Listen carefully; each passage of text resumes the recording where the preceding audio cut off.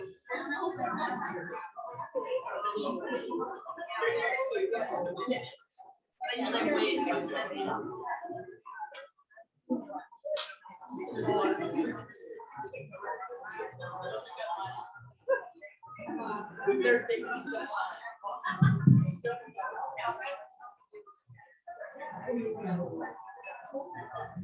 afternoon, everyone. My name is John Taves, and I'm the event coordinator here at McNally Robinson Booksellers. Before we begin, I would like to acknowledge that McNally Robinson is located here in Treaty 1 territory. That's the traditional territory of the Anishinaabe, Cree, Ojibwe, Dakota, and Dene peoples, and the homeland of the Métis Nation. In addition, McNally Robinson Booksellers itself rests on the land once occupied by the Métis community of Roostertown. We're so glad you could all be here this afternoon, both in person and virtually for those watching on YouTube, as we celebrate the rites of spring. Now, you'll be hearing more about this project in just a few moments from the co-editors and from our Winnipeg International Writers Festival representative. But this was, I believe, the 8th year in a row we've launched the collection here in the atrium, and it's always fantastic to hear from poets, old and new, and hear them read their original work published in today's Winnipeg Free Press. I won't take up too much of your time. I'm just here for a few brief housekeeping minutes to introduce the folks that will be speaking here today. The only thing I will let you know is if you are watching virtually, you can feel free to offer any comments or words of support you would like in the chat, and I'll be sure to pass those along at the close of the event. Now, this is a partnership between the Winnipeg Free Press and the Winnipeg International Writers Festival, so we do have a representative of the Winnipeg International Writers Festival here today to speak. We're such big fans of them that we regularly partner with them on a number of events. In fact, we have yet another poetry event forthcoming this evening with them at 7 o'clock, where Eileen Miles will be here in this space, which is very exciting. But for right now, I would invite you all to join me in welcoming the director of the Winnipeg International Writers Festival, Charlene Deal, who is a writer, editor, performer, former English professor, and a longtime director of the festival. She has published poetry, essays, reviews, and a memoir, a beautiful memoir, Out of Grief Singing, a memoir of motherhood loss. She co-edited a jazz magazine for a dozen years and is the producer of the Izzy Asper Jazz Performances. In 2019, she was honored with the Winnipeg Arts Council's Vicky Victor's Award for her contributions to the local arts community. Please join me in welcoming Charlene Deal.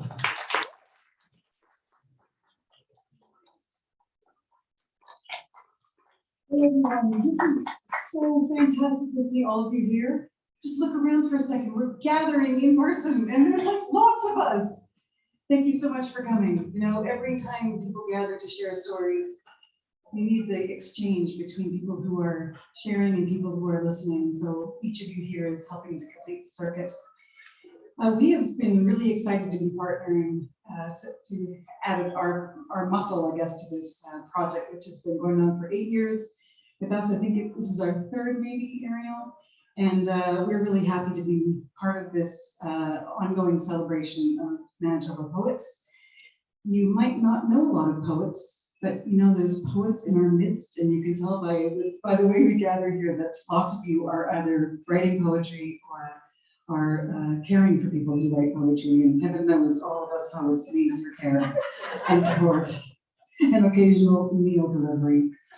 I'm really pleased about today, partly because this is the end of National Poetry Month. April is National Poetry Month.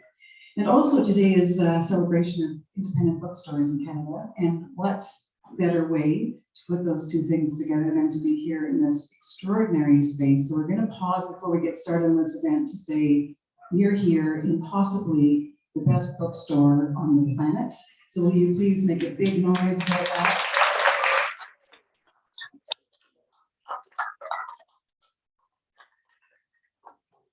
So much good happens in this place, and so many treasures are here. So come often and buy lots.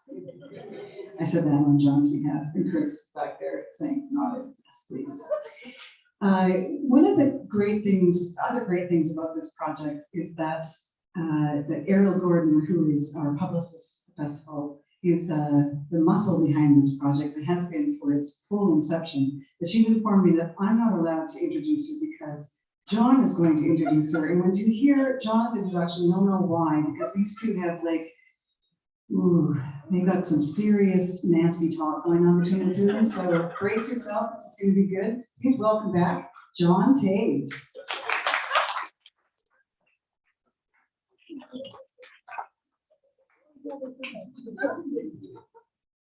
Thank you so much, Charlie. Before I introduce Ariel, there are just a few really quick notes for the readers this afternoon. So the first is that I will occasionally pop out from my cave in the back to take a picture of you reading for social media. Please do not be alarmed. I will likely exit from that side. So if you do see a shadow blur of motion from there, that is just me. Otherwise, I would also point out that poets come in all different shapes and sizes. So if you happen to be a taller poet, please feel free to adjust the microphone like so.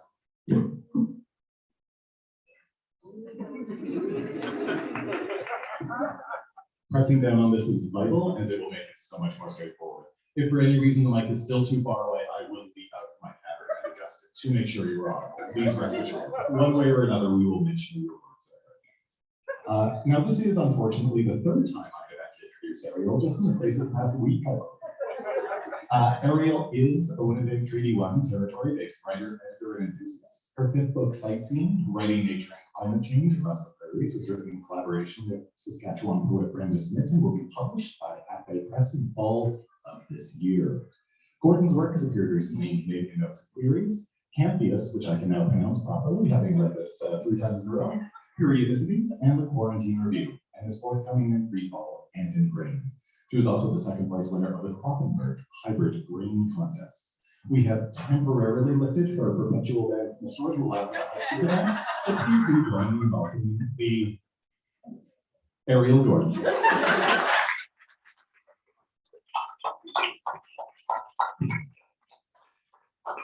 We like to describe our relationship as being a blood feud.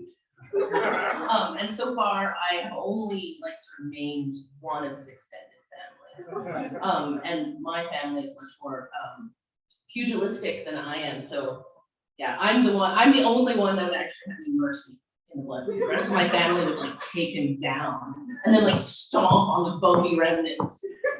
But we're here for joy and for poetry. Not blood feuds.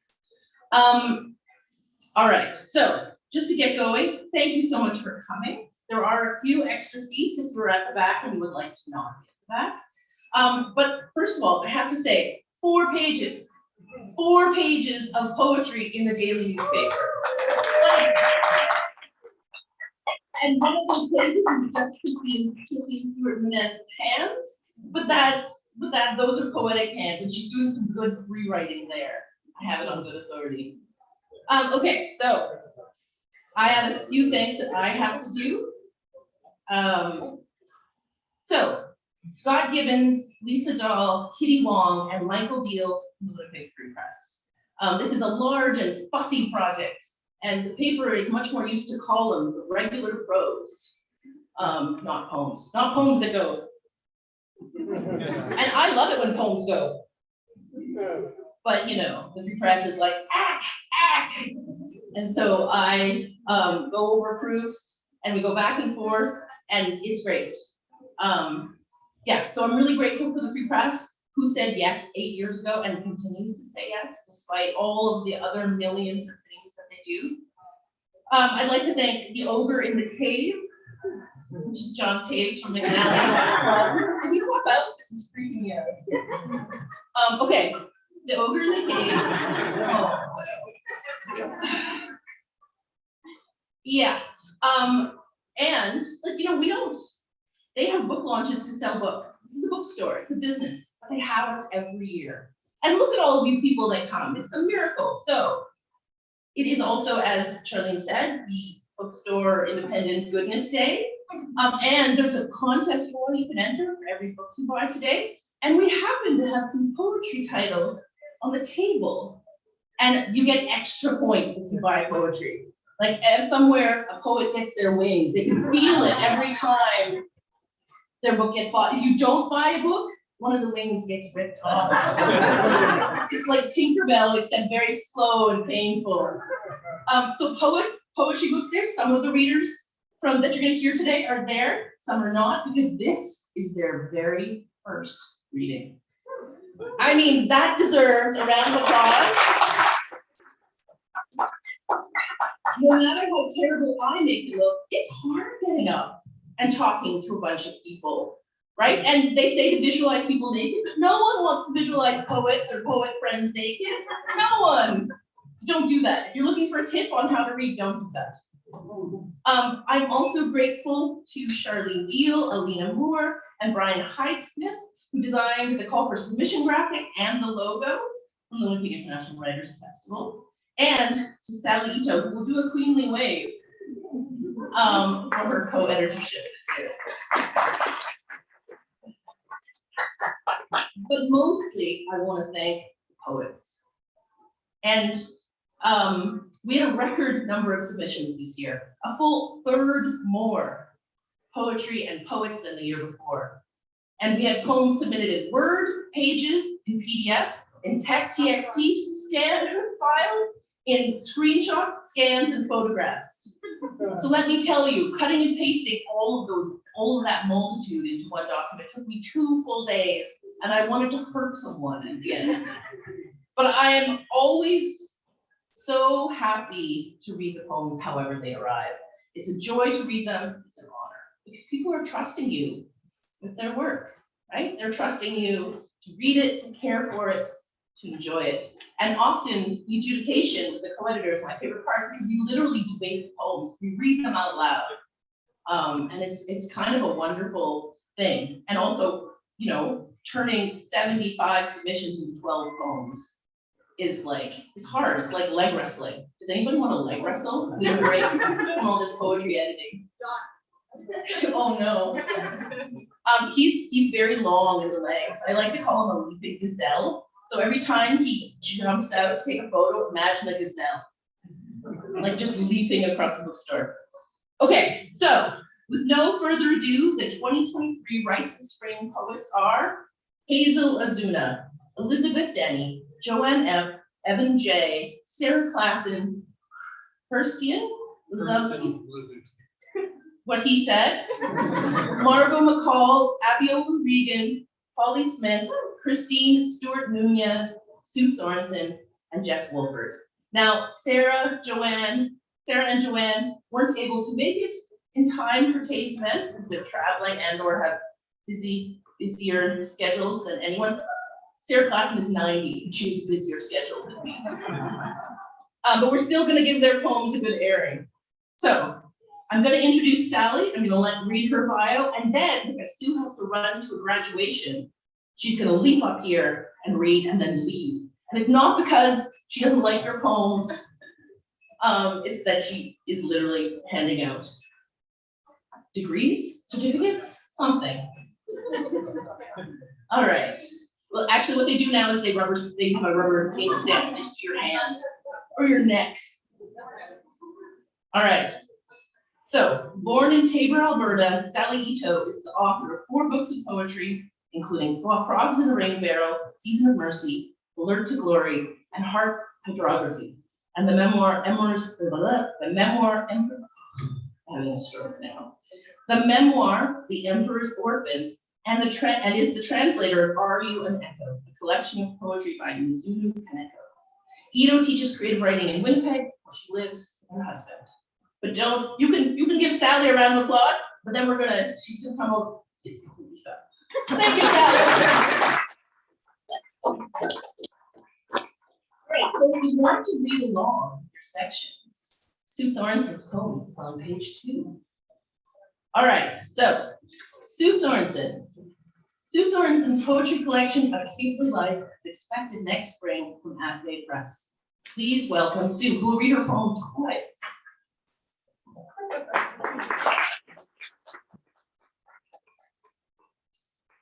I'm not sure I have time to read my poem twice because, as Ariel said, I'm going to dash away to a convocation of Canadian Mennonite University where I teach. So I'm a little overdressed, but I like to set the bar high. The rest of you should have just stepped it up a bit. So my apologies for dashing out after I read this. I have a short poem about my 2 children. I do not have a cane anymore. This is called Cane, and I had a cane for a couple of years because I was waiting for a very long time for hip surgery, and I wrote this in gratitude for the help of my children. And getting through that was just the latest in a series of kerfuffles that my children and I had to deal with, so cane. My youngest would hand me my cane like that stick might keep away harm. Inoculate, prevent further trouble, as we'd all had enough. Their boy faces were round and smooth back when we all found our way home. A time long enough ago that they are their own now, through and through. My walk was this lurch, gasp. The touch of my oldest, hand on my head, helped wrap a day's hurt. Like a soft rug taking a fall's shock. Mercy. A child can't halt the accruals, those stings by day, hollowed out nights. Yet their looks kept us all upright, still do. Steady, Mom. Lift, bend, lift. Now I'll read it twice as fast. I'll try to read it in an accent. I don't know. My youngest would hand me my cane like that stick might keep away harm. Inoculate, prevent further trouble, as we'd all had enough. Their boy faces were round and smooth back when we all found our way home. A time long enough ago that they are their own now, through and through. My walk was this lurch, gasp. The touch of my oldest, hand on my head, helped wrap a day's hurt like a soft rug taking a fall's shock. Mercy. A child can't halt the accruals, those stings by day, hollowed out nights. Yet their looks kept us all upright. Still do. Steady, Mom. Lift, bend, lift. Thank you, everybody.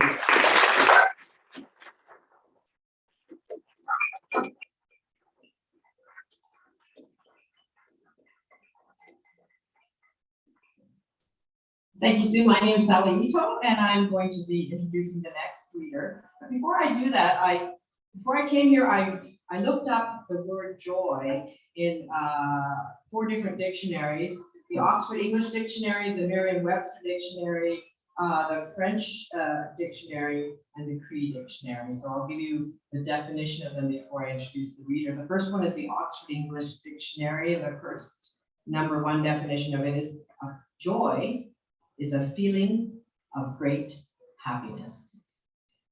And now I will introduce to you Elizabeth Denny. Elizabeth Denny is a Red River Métis, writer of prose, screenplays, stage plays, poetry, and creative nonfiction. And she is the master of self-deprecation.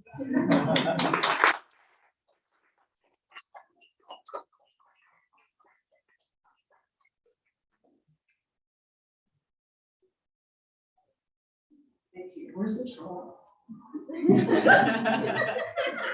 telling you. It's funny, I can sing karaoke sometimes. I like reading it through twice. Are we going through twice? This poem was inspired by a conversation I had with my father recently. It's fresh up, hot off the press. This is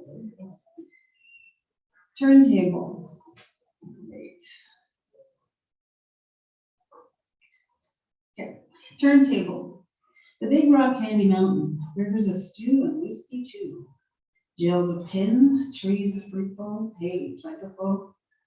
A hobo's paradise in other words, a dream, a place to dream of when you're cold, hungry, alone. He is there in his mind, basking in the pure joy that is the big rock candy mountain. His eyes well up, his voice cracks. Did they get to that part where the hobo comes and tells the story? Yes, Dad. He smiles through tears. Joy and sorrow are sometimes hand in hand. Twice around the turntable we go, reminiscing then. Have you ever heard of a song called The Big Rock Candy Mountain? Yes, I say. It's been minutes. Take another spin on the turntable, reminisce again. My eyes well up, my voice cracks. Force a smile. Joy and sorrow are sometimes hand in hand. I'm always nervous at these things. Let's try this again. Turntable. Big Rock Candy Mountain, rivers of stew and whiskey too. Jails of tin, trees fruitful, hay plentiful. A hobo's paradise, in other words. A place to dream of when you're cold, hungry, alone. He is there in his mind, basking in the pure joy that is Big Rock Candy Mountain. His eyes well up, his voice cracks. Did they get to that part where the hobo comes and tells the story? Yes, Dad. He smiles through tears. Joy and sorrow are sometimes hand in hand. Twice around the turntable we go, reminiscing. Then, have you ever heard of a song called the Big Rock Candy Mountain? Yes, I say. It's been minutes. Take another spin on the turntable. Reminisce again. My eyes well up. My voice cracks. Force a smile. Joy and sorrow are sometimes hand in hand.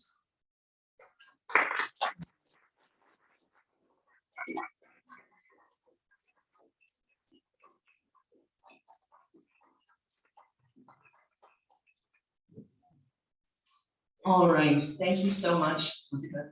Thank you, Sue, the departed Sue, not dearly departed, just departed. All right, so our next poet is Kirsten Lazubski, who will correct me when she gets up here with the proper pronunciation of her name. And I have to say, her name is cursed for me. I've gotten it wrong twice. It's terrible. I should be publicly shamed.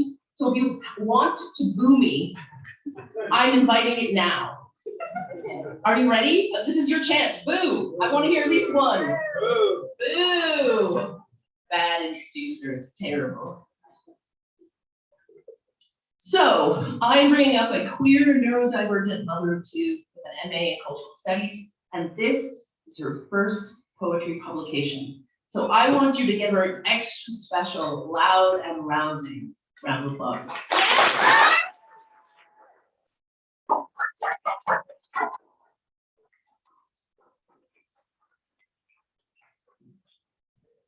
As my dad once said to MPI, it's pronounced Smith.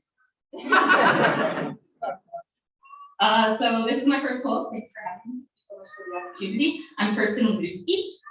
This poem is inspired by my experience with postpartum depression when I had my first daughter. Well, she's my only daughter. But I had my daughter, and then anyway, with her. So this is called "Smile Since You're In It."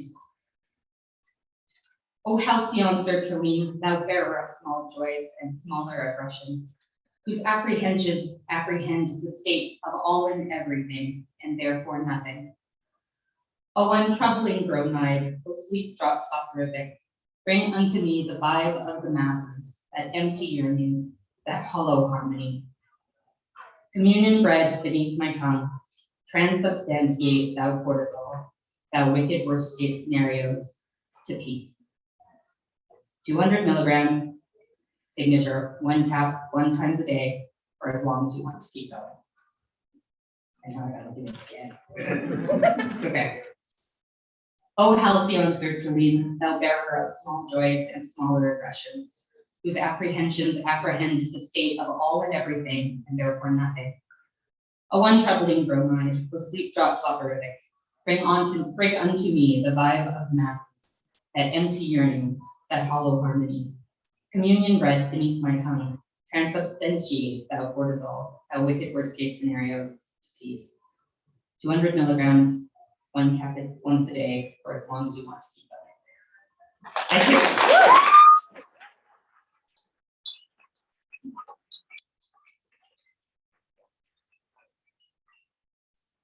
Thank you.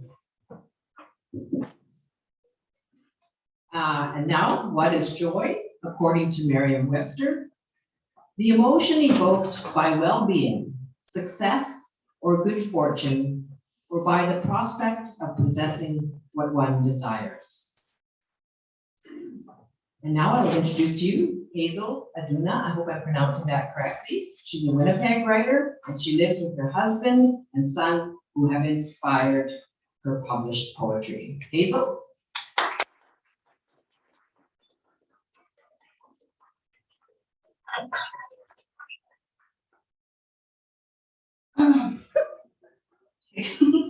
I wrote this for my son and he hates it. My first a cloud song we sing together. But thank you for having me. Performative. I am no great talent. My voice is common stock from the cartoon. Basic, bland, and better warmed. My hands are blunt and unpracticed in the intricacies of papercraft and pencil sketching.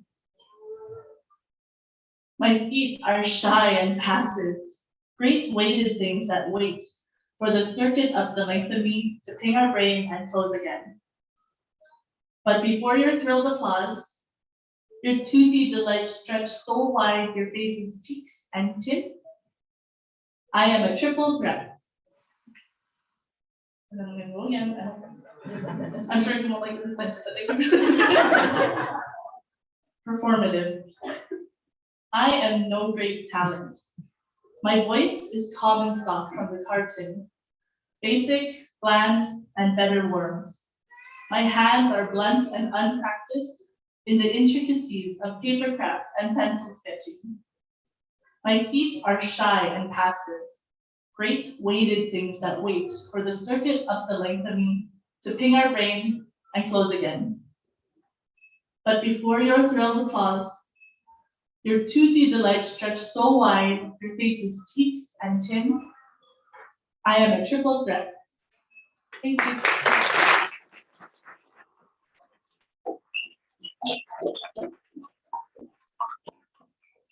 I just have to mention a reading that was also Hazel's very first reading. So extra round of applause. To make up for his crying. Baby.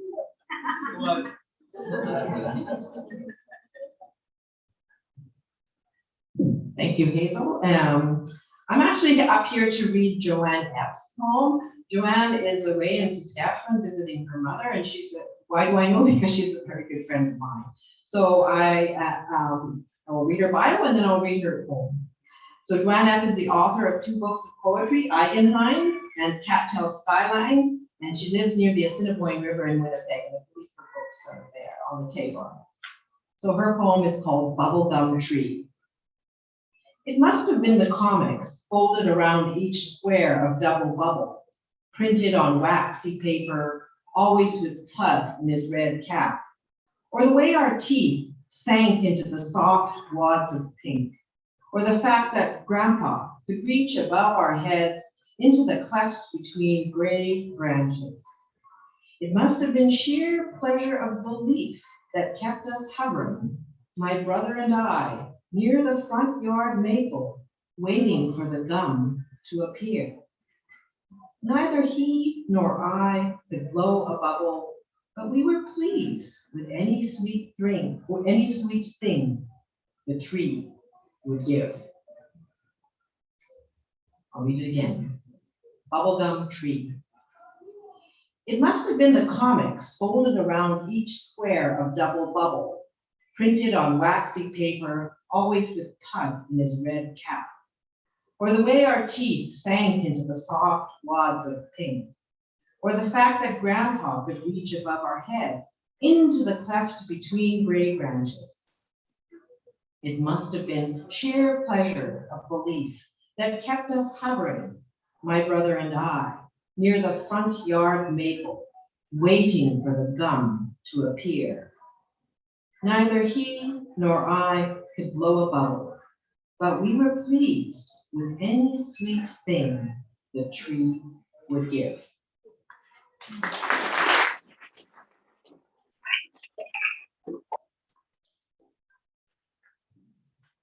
Joanne's ears are burning in Saskatchewan. You know that tingle when someone's talking about you? So much burning. Her ears are on fire. It's like menopause milky in the ears. I have to pause for Angeline to finish laughing. She's bent over. Angeline, are you okay? All right. Our next poet is Margot McCall, who recently returned to Winnipeg after decades spent living and writing in Southern California. Please welcome Margot.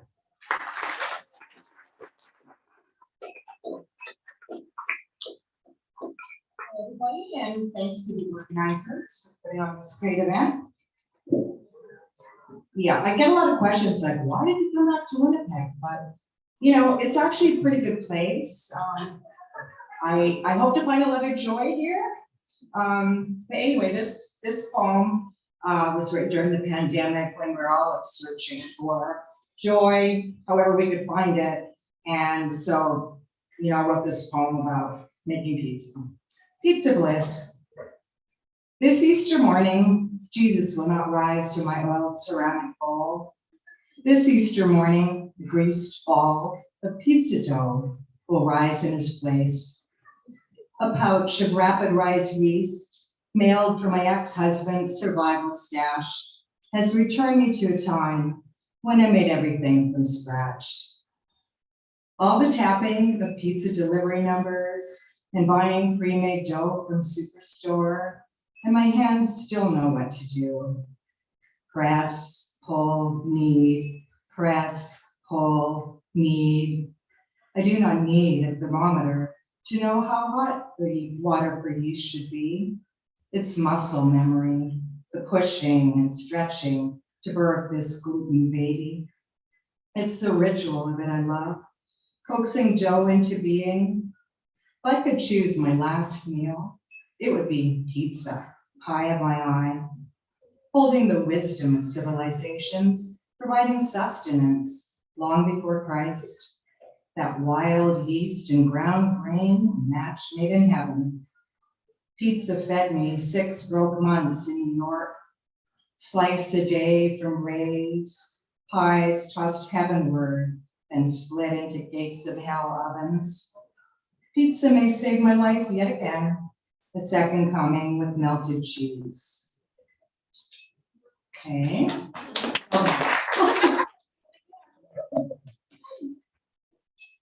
Okay, pizza bliss. I'll do it more with a more Canadian accent. So I think I'm kind of in transition. You know, now I've been here long enough, I can sense I got a Southern drawl. So I'll do Canadian style pizza bliss. Yeah, pizza bliss with fabric. Okay, this Easter morning, Jesus will not rise from my oiled ceramic bowl. This Easter morning, a greased ball of pizza dough will rise in its place. A pouch of rapid rise yeast, mailed from my ex-husband's survival stash, has returned me to a time when I made everything from scratch. All the tapping of pizza delivery numbers and buying pre-made dough from Superstore, my hands still know what to do. Press, pull, knead, press, pull, knead. I do not need a thermometer to know how hot the water for yeast should be. It's muscle memory, the pushing and stretching to birth this gluten baby. It's the ritual of it I love, coaxing dough into being. If I could choose my last meal, it would be pizza, pie of my eye, holding the wisdom of civilizations, providing sustenance long before Christ. That wild yeast and ground grain, a match made in heaven. Pizza fed me 6 broke months in New York, slice a day from Ray's, pies tossed heavenward, then slid into gates of hell ovens. Pizza may save my life yet again, a second coming with melted cheese. Thanks.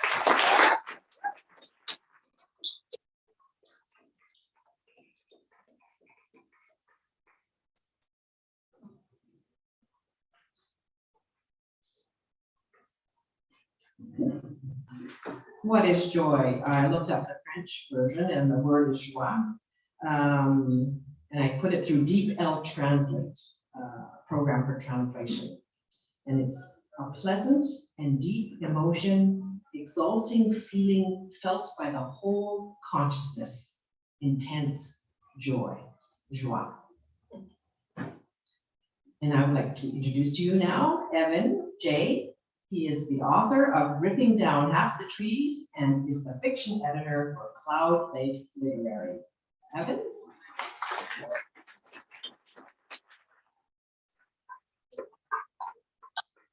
You can say that for Joel, I got it. Oh, exactly. Hi, everybody that I ignored, especially hi. I'll talk to you all after. Well, how to color a purple martin.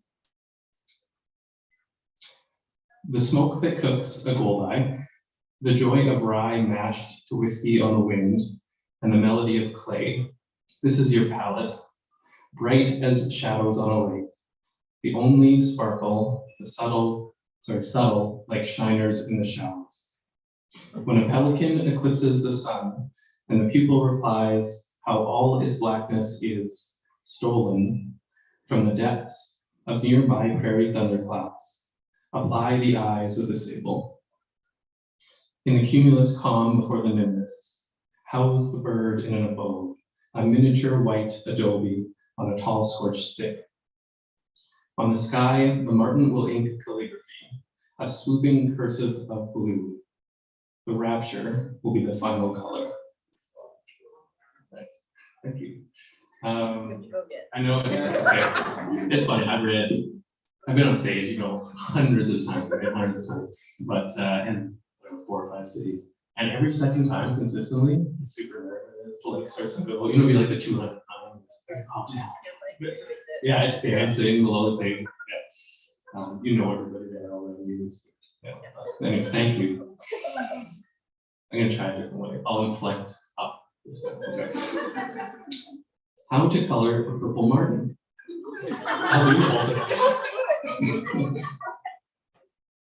The smoke that cooks a goldeye, the joy of rye mashed to whiskey on the wind, and the melody of clay.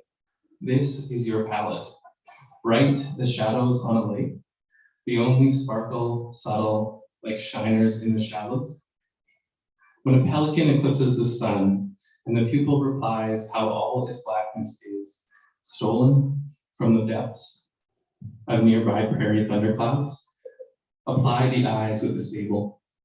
In the cumulus calm before the nimbus, house the bird in an abode, a miniature white adobe on a tall scorched stick. On the sky, the martin will ink calligraphy, a swooping cursive of blue, and the rapture will be the final color. Thanks, team.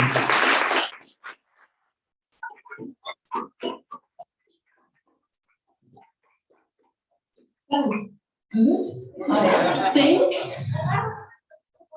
And the rapture will be my fist coming down if you try something like that again.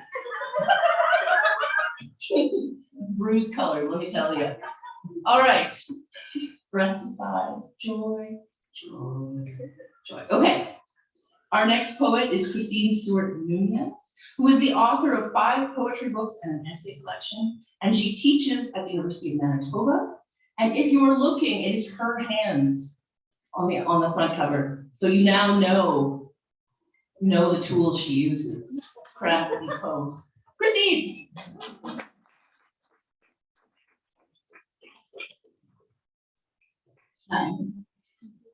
In hindsight, joy exemplifies 2 forms of poetry, a litany and an adapted canto. The litany form began as a prayer-like poem of supplication, but now is often used to catalog a series of things. A canto is a collage poem that borrows lines exclusively from other poets, but here I've used phrases from my own work. My thought process, distilled here for time, went something like this. I want to submit a poem for Rites of Spring. I don't have any new poems about joy. However, written a poem that speaks to joy. Only in retrospect do I see where the joy breaks through. Aha. So the method I used to compose this poem included reading through my 5 published books of poetry and writing down any line or phrase that illuminated joy from my perspective today. This exercise filled over 3 notebook pages. Then I typed those lines into a Word document and began to cut, leaving only those that seemed fresh or surprising. With my poems still too long, I revised with sound in mind, deleting words or phrases that didn't contribute musically to the piece. Then I began to see places where I could use juxtaposition more effectively. So I cut the images and phrases in between to create that effect. What writing this poem revealed to me in no uncertain terms is how committed I've been across my writing life to asserting at least one sliver of light or beauty into the most difficult experiences: death, divorce, miscarriage, seizure disorders, anxiety, and malaise. Thank you, Sally, Ariel, and McNally Robinson, and Winnipeg Free Press for making it possible for me to offer this poem to you. In hindsight, joy, a litany.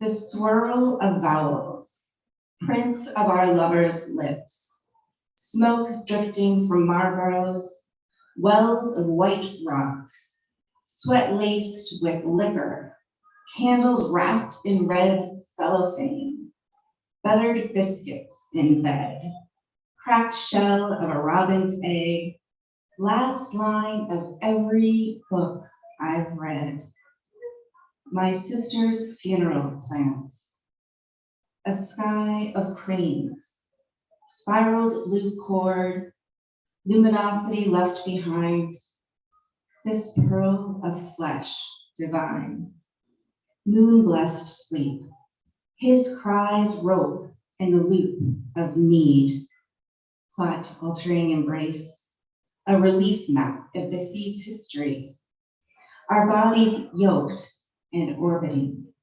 my tethered heart, lasso my tongue. The phone rings, Delilah's. How simple the solution if it meant sunshine.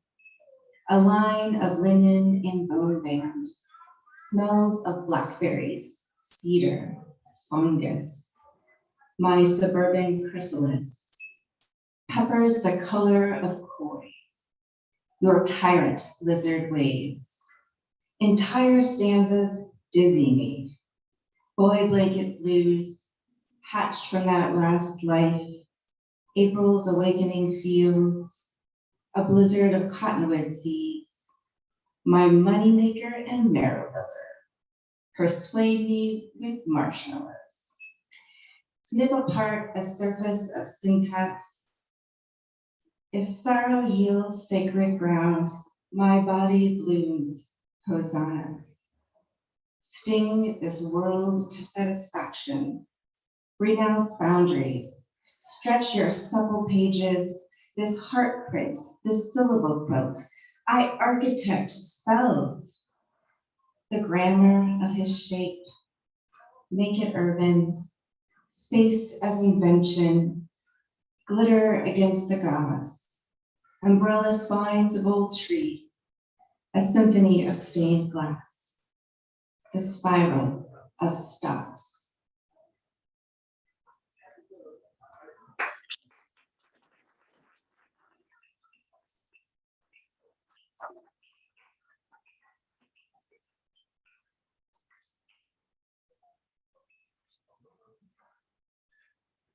And if you liked Christine and her explanation of her poem, she is teaching courses in the community classroom. She could join and write poems like that, but your own.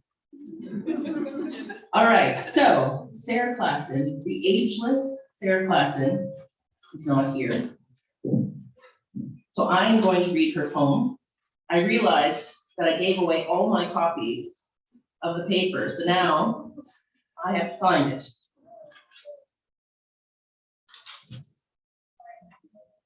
No, can't I find it? It's terrible. Oh, there it is, The Dance of the Bald Eagles. All right, so what you need to know about Sarah is that her latest poetry collection is The Tree of Life, which came out in 2020. And her second novel, The Russian Daughter, was released in 2022 with CMU Press. And if you haven't read it, it's kind of amazing and you really should have a look. Dance of the Bald Eagles by Sarah Klassen. The day is drained of all but its last light sky. The day is drained of all but its last light sky, a vacant place above the troubled city. Two shadow shapes emerge as one and rise gladly, transcending time and discontent. I watch them enter the empty stage, circling, soaring, their black wings wide. They float towards each other and converge. Then, solemn as a sermon, waft apart. The shadow dance is not a polka, not a waltz. Ballet, maybe, a joyful choreography enacted above blaring horns, crunch of snow beneath the angry demonstrators' feet. A quick pivot. I shiver, not with cold or rage. The eagles, act completed, leave the stage. And one more time. The day is drained of all but its last light. Sky, a vacant space above the troubled city. Two shadow shapes emerge as one and rise gladly, transcending time and discontent. I watch them enter the empty stage, circling, soaring, their black wings wide. They float towards each other and converge. Then, solemn as a sermon, waft apart. The shadow dance is not a polka, not a waltz. Ballet, maybe, a joyful choreography enacted above blaring horns, crunch of snow beneath the angry demonstrators' feet. A quick pivot. I shiver, not with cold or rage. The eagles, act completed, leave the stage.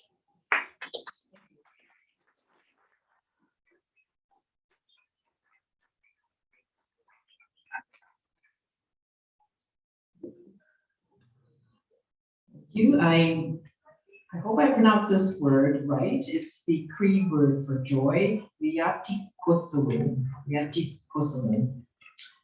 And the definition is simple. It means joy and glee.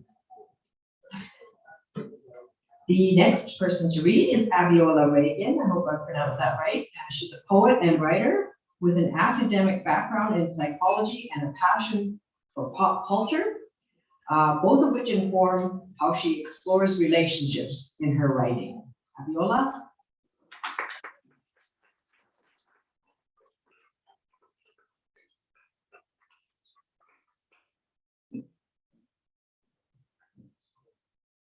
So I also don't usually write a lot of poems having to do with joy. I blame it on being a teenager in the 90s who kind of traded on angst.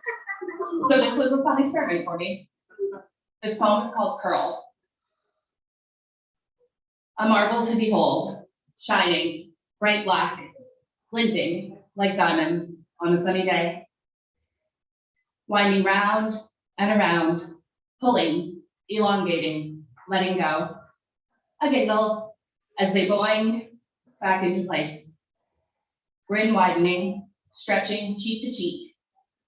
Delighted to see the curls so fully embraced, gorgeous in their unpredictability. An act of rebellion in the face of those insisting that the coils, curving circles, and S-shapes around her crown are too wild, as though being tamed should be the goal. What she sees is prismatic, endless possibilities, a breathtaking array, weaving, waving this girl on her way. Okay. All right, before I start again, I just want to say how excited I am to be here because this is my second time reading. And I used to come to McNally Robinson a ton as a kid. This is where I get my Babysitters Club books and my St. Valley High and all of my Judy Blume. So it feels kind of surreal to be doing reading here. Anyway, take two. Curls. A marble to behold, shining, bright black, glinting like diamonds on a sunny day. Winding round and around, pulling, elongating, letting go. A giggle as they boing back into place. Grin widening, stretching cheek to cheek. Delighted to see the curls so fully embraced. Gorgeous in their unpredictability. An act of rebellion in the face of those insisting that the coil's curving circles and S-shapes around her crown are too wild, as though being tamed should be the goal. What she sees is prismatic, endless possibilities, a breathtaking array, waving this girl on her way.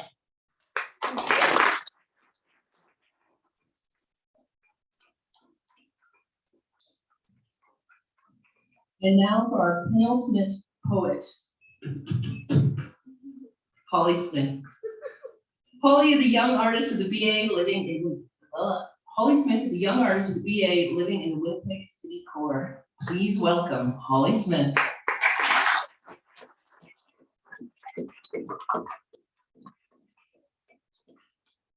Thank you. Yeah, I live in West Broadway, and I wrote this poem, I think, the day before it was due. I just went outside, and I was thinking that if you really want to love Winnipeg, you kind of have to hate it first. And I feel both, and I think that's really captured in this neighborhood particularly. It has a bad reputation, but I really love it. So this is my poem. West Broadway, late winter, early spring. Whatever you would like to call it, whatever is crystal snow melting into the yawning cracks of the alley, then freezing up again. Trash novelty, karaoke, 2 for $2.50, or maybe more. Deconstructed chest of drawers, the sirens and the crooked trees, street merging with sidewalk, sidewalk merging with dirt. The chickadees and graffiti artists are coming out from their nesting. The summer is in mind's reach. There is an elusive joy to this place, like the city itself, which asks of us pure immersion. To look in the boxes of free items without taking, to stop lying about not having any change, to have conversation with the world.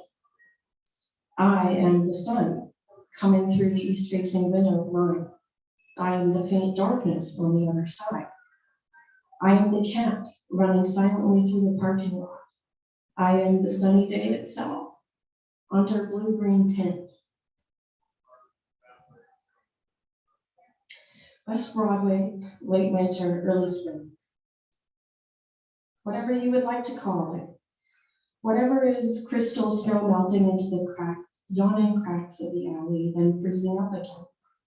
Trash novelty, karaoke, 2 for $2.50, or maybe more. Deconstructed chest of drawers. The sirens and the crooked trees, street merging with sidewalk, sidewalk merging with dirt. The chickadees and graffiti artists are coming out from their nesting. The summer is in mind's reach. There is an elusive joy to this place, like the city itself, which asks of us pure immersion. To look into the boxes of free items without taking, to stop lying about not having any change, to have conversation with the world. I am the sun coming through the east-facing window at 9. I am the faint darkness on the other side. I am the cat running silently through the parking lot. I am the sunny day itself, under blue-green tint.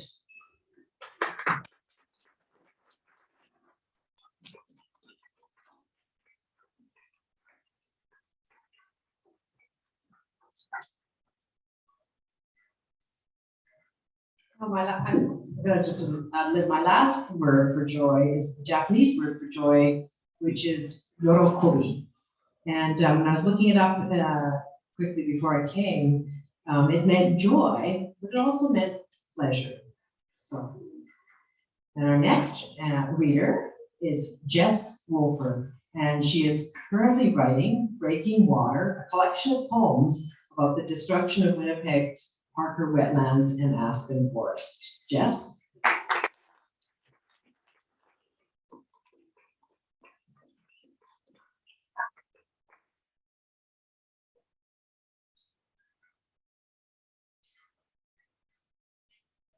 My poem is called Guide.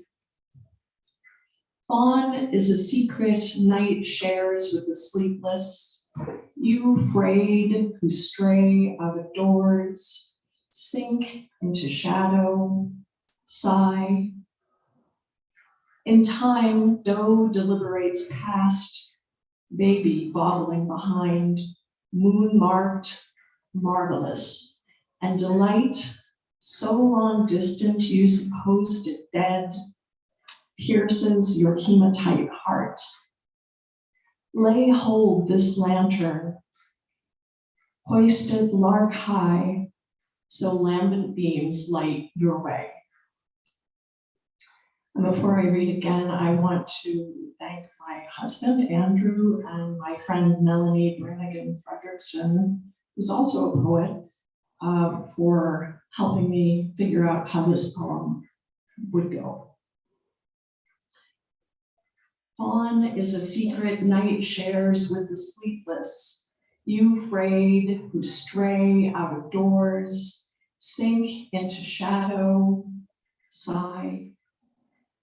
In time, doe deliberates past, baby bobbling behind, moon-marked, marvelous, and delight, so long distant you supposed it dead, pierces your hematite heart. Lay hold this lantern, hoist it lark high, so lambent beams light your way. Thank you.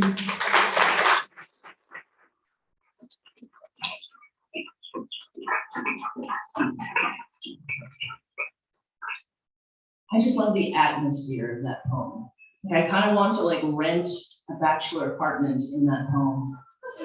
And I think it's the perfect poem to end with, because here we are at the end. I have one more thing to tell you, and then I will release you for the afternoon into all of the book buying that you've been planning this whole time. I know you've been scanning the shelves and the book poems over there, all those books, poems.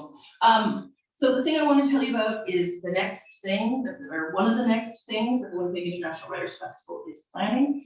This time it's a workshop called Writing Climate Change, and it's from a series that the festival has been doing with Winnipeg Public Library called Inside the Writer's World. There's been a break during the pandemic, but they're so happy, or we're so happy to bring it back. It's absolutely free. And it is May 6th, which is a Saturday coming up. I think it's next Saturday, but I'm kind of floating in time. And it's from 11 a.m. to 4:30 p.m. It includes a keynote from award-winning writer Joan Thomas and creative writing workshops from Joan, and then she's doing contemporary realistic fiction. Josiah Neufeld and Erna Buffy are doing nonfiction in a changing world, and Chinwenwe Undi is teaching a class on the poetics of climate change. So if you can join us, that would be amazing. There are posters here. I handed some out in advance to anyone who I thought I could force to take one. So yeah, please come to that. I think it'll be amazing and important and even fun. So that's that. That's the Rites of Spring 2023. And what I need from you is not applause for me, but applause for the 12 poets sitting amongst you. And I'm going to take a photo while you do it. Go.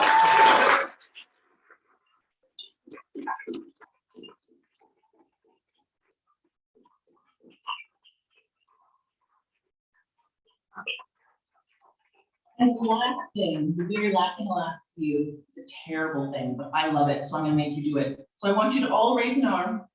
Come on, I can see you, raise an arm. And then at the count of 3, we're all gonna say poetry forever. Are we ready? 1, I saw some fists going down. I will find you after the event. 1, 2, 3, poetry forever. Woo! Okay, release, you are released. Thank you so much.